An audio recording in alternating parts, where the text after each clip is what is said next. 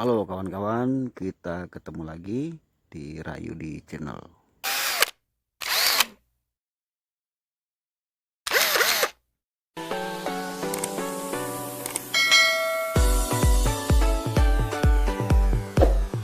Jangan lupa like, komen, subscribe.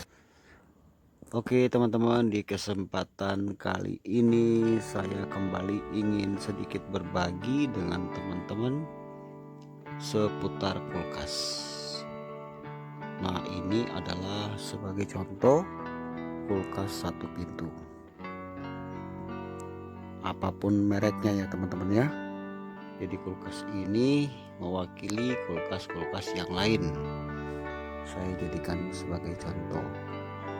Nah, pembahasan saya di kali ini mengenai fungsi dan cara kerja thermostat. Nah, mungkin masih banyak yang belum tahu ya, khususnya bagi pemula atau yang masih awam. Disimak aja video ini teman-teman ya, apa fungsinya thermostat itu ya teman-teman. Nah, sebelum lanjut jangan lupa yang belum subscribe ke channel ini, mohon untuk dukungannya teman-teman ya, di subscribe. Dan kalau ada iklan yang pendek mohon ditonton teman-teman. Dengan demikian teman-teman sudah ikut berpartisipasi untuk perkembangan channel saya ini. Maklum ya kawan-kawan ya, channel ini kan masih baru dan saya senang sekali berbagi pengalaman atau ilmu yang saya dapat dengan harapan bisa memberi manfaat bagi pemirsa, bagi teman-teman YouTube, dan yang bagi teman-teman juga yang mungkin kepengen tahu seputar kulkas. Oke teman-teman, kita langsung masuk pada pembahasan kita. Nah teman-teman, kalau punya kulkas satu pintu di rumah, misalnya teman-teman melihat ya semacam ada, nah ini kalau orang awam nggak tahu dibilangnya kabel ya. Nah ini teman-teman ya, ini loh. Nah biasanya si termostat ini namanya termostat ya, yang ada putarannya ini untuk mengatur suhu ya. Ada angka 1, 2, 3, 4, 5, 6 dan sampai batas maksimal ya. Nah jadi ini teman-teman, jadi saya jelaskan dulu fungsinya ya. Nah, jadi fungsi termostat ini adalah untuk memutus arus yang menuju ke kompresor. Nah, kalau teman-teman lihat di sini angka-angka ini ya, kita bisa mengatur suhunya ya, temperaturnya. Misalnya kita mau taruh di angka 4 nih sini nih. Nah, berarti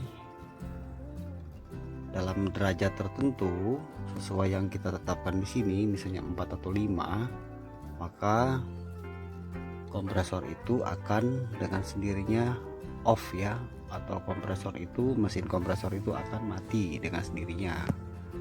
Nanti dia akan hidup kembali atau akan jalan lagi setelah suhu ini terbaca lagi.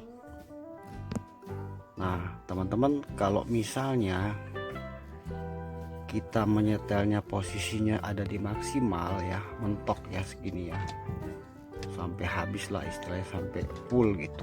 Nah ini kan warna hitam ini mentok ya di angka maksimal. Nah ini artinya kita memposisikan si kulkas ini dalam keadaan kompresor hidup lebih lama ya teman-teman ya. Jadi tujuannya mungkin biar cepat beku atau biar bisa dinginnya maksimal. Padahal sebetulnya tidak mesti harus di situ kita menaruhnya teman-teman ya. Jadi kita bisa mengurangi misalnya di 6 atau di 5 untuk kita membuat si mesin kompresor itu ada waktunya untuk istirahat. Jadi tidak on terus ya, dia tidak terus hidup. Nah kemudian kalau misalnya teman-teman melihat ada ini sebetulnya pipa ya. Ini pipa untuk mengirim sinyal atau pipa untuk memberi berita ke termostat ini. Jadi lewat pipa inilah si termostat ini bisa baca suhunya.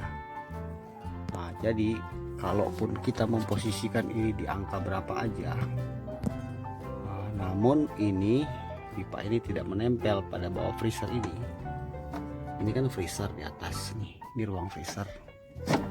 Nih ya, di ruang freezer. Nah, ketika kita tidak memposisikan pipa termostat yang kecil ini ya, kapiler ini, kita tidak memposisikan di sini, nah, maka percuma aja teman-teman. Jadi tidak akan bermanfaat si termostat ini, karena udah pasti dia tidak cepat membaca suhu ya, artinya tidak sesuai gitu. Nah, jadi kalau teman-teman menemukan kulkas di rumah dengan keadaan pipa kecil ini ya, ini bukan kabel ya teman-teman ya.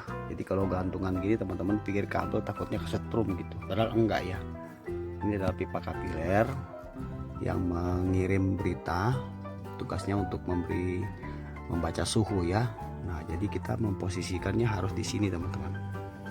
Nah, kalau misalnya di sini sudah nggak ada lagi kelipannya aslinya, udah nggak ada gitu ya, udah hilang gitu, misalnya waktu beli second nggak ada. Nah, teman-teman bisa mengklip ini pakai kabel tis atau onselok, apa aja, yang penting jangan kawat ya, karena kawat itu bisa berkarat. Jadi hanya kita menaruh di sini aja, yang penting dia menempel. Nah, nanti saat kulkasnya kita hidupkan, maka pipa ini akan mengirim berita ya. Nah, dia akan memberikan, jadi si termostat ini akan membaca suhu lewat pipa ini. Nah, kemudian di suhu tertentu, jika dia sudah dapat sekian derajat, berapa derajat sesuai yang kita tetapkan di sini, sesuai yang kita atur di sini, maka kompresor itu akan mati atau kompresor itu akan off sejenak ya.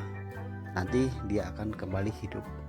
Jadi kalau kulkas di rumah perhatikan aja, kalau misalnya kompresornya itu nggak mati-mati terus nyala, nah ada kemungkinan, kalau untuk satu pintu ya, kalau dua pintu itu karena sistemnya agak sedikit berbeda. Nah, kalau satu pintu itu kalau dia nyala terus nggak mati-mati gitu ya, nah perlu teman-teman curigai di bagian termostat ini, dicek aja teman-teman. Nah, karena risikonya kalau dibiarkan terus ya, dibiarkan terus gitu, nggak kita cek gitu ya, kompresor nyala terus supaya cepat beku gitu si batu esnya, nanti risikonya itu kompresornya bisa cepat rusak karena tidak ada jeda dia untuk off, logikanya gitu kan ya. Nah, jadi harus ada jamnya dia untuk istirahat si kompresor. Nah, mungkin dia istirahat sekitar 1 menit atau 2 menit, nanti dia akan start lagi. Nah, jadi saran saya sih jangan sampai di batas maksimal nyetelnya ya, jadi taruh aja di angka 4 atau enggak 5, itu udah cukup. Tapi dengan catatan pipa kapiler ini harus menempel di bawah evaporator, harus taruh di bawah, persis di bawah ini ya, di bawah ruang freezer ini. Nah, kira-kira teman-teman sampai sini bisa paham ya. Jadi memang ini hal yang dianggap biasa ya, bagi pengguna kulkas satu pintu itu dianggap biasa. Jadi ini kadang-kadang dicuekin, nggak mau ditaruh di posisinya. Contohnya kayak kulkas ini aja, ini kan sudah tidak menempel karena di sini tuh harusnya ada kelipannya nih. Ini sudah disiapkan nih, ada 4 lubang ini, 1 2 3 4. Nah, itu sudah disiapkan pabrik, nanti ini dijepit di sini. Nah, dengan demikian maka si termostat ini akan bekerja dengan secara maksimal. Jadi seperti itu teman-teman, di kesempatan kali ini yang mau saya bagikan. Jadi pesan saya buat teman-teman, rawatlah kulkas kita di rumah ya. Apapun elektronik di rumah itu tidak boleh kita cuekin. Kalau pas waktu libur ya kita harus periksa ya teman-teman ya, supaya tidak mengeluarkan biaya lagi yang tidak seharusnya karena tidak kita rawat, sehingga bisa mengakibatkan kita mengeluarkan biaya, artinya untuk servis atau mengganti kulkas yang baru. Oke teman-teman, mungkin begitu aja yang bisa saya bagikan kepada teman-teman.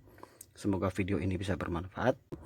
Jangan lupa like, komen, dan juga subscribe, dan share video ini apabila teman-teman rasa bahwa video ini bisa memberi solusi bagi teman-teman yang lain. Thank you, sampai kita jumpa lagi di lain kesempatan. Doa terbaik dari saya buat kalian semua, kalian luar biasa. Sampai kita jumpa lagi di Rayudi Channel. Salam sukses selalu. Bye.